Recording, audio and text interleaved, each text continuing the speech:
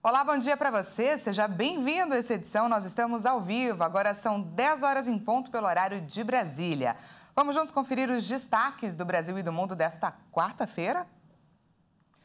Moradores de cidade no interior do Maranhão vivem assustados por conta de crateras que ameaçam a população. Nos últimos 10 anos, só uma erosão engoliu 3 ruas e mais de 50 casas.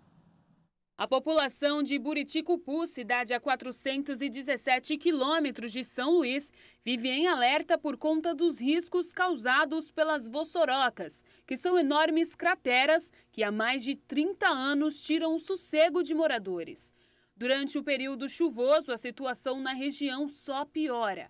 A cidade tem 26 buracos gigantes, que só têm aumentado ao longo dos anos. Os moradores que têm casas próximas às crateras não dormem em noites de chuva.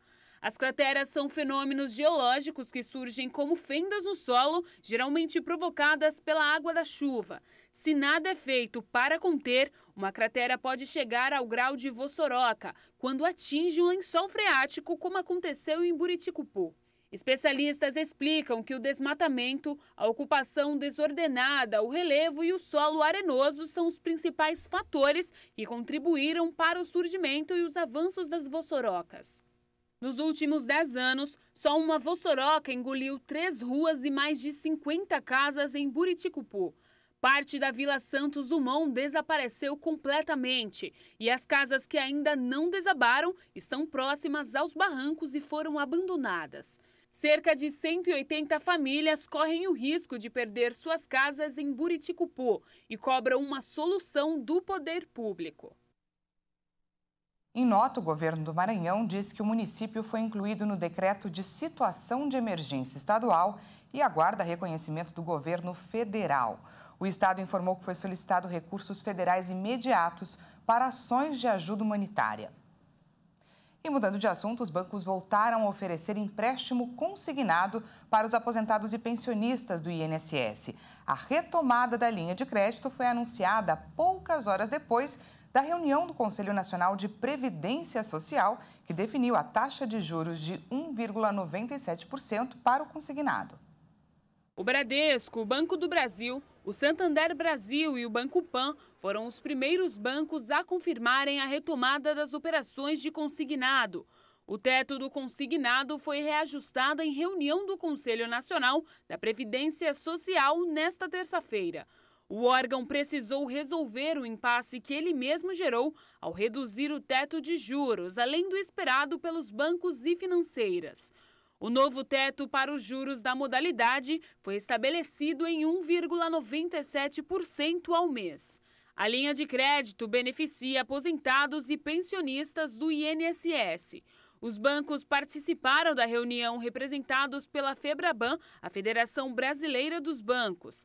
A entidade decidiu se abster da votação sobre o teto de juros. Em nota oficial, a FEBRABAN afirmou que o novo índice está abaixo dos custos de parte dos bancos, mas as instituições financeiras decidiram aceitar a proposta para contribuir para o fim do impasse. E agora vamos para os destaques internacionais.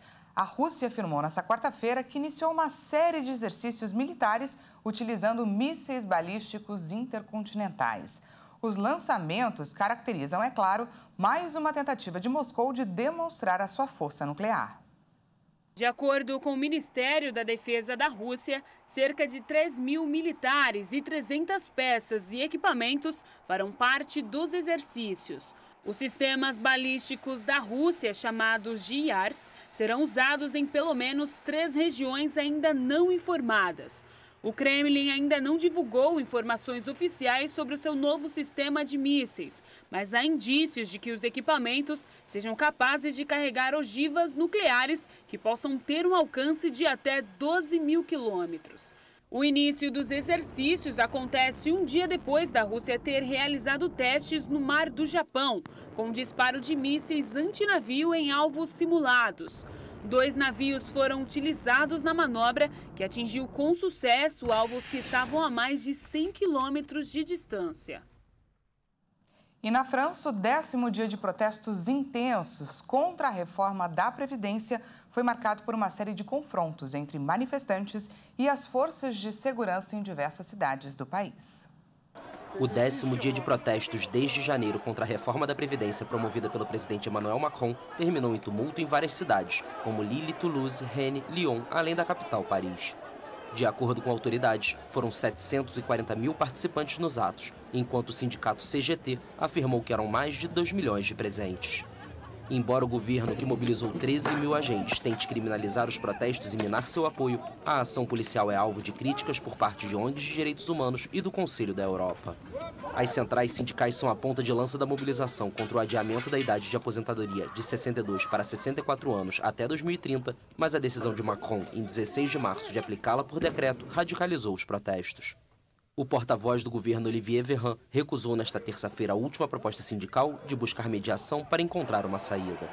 O presidente liberal está sob pressão. Seu governo defende que a reforma é fundamental para evitar um déficit no fundo de pensões, mas que precisa de apoio sindical e popular, além do apoio incerto do parlamento. Enquanto aguarda o parecer, em abril, do Conselho Constitucional sobre a validade da medida, os protestos seguem. Os sindicatos convocaram uma nova manifestação para quinta-feira, 6 de abril.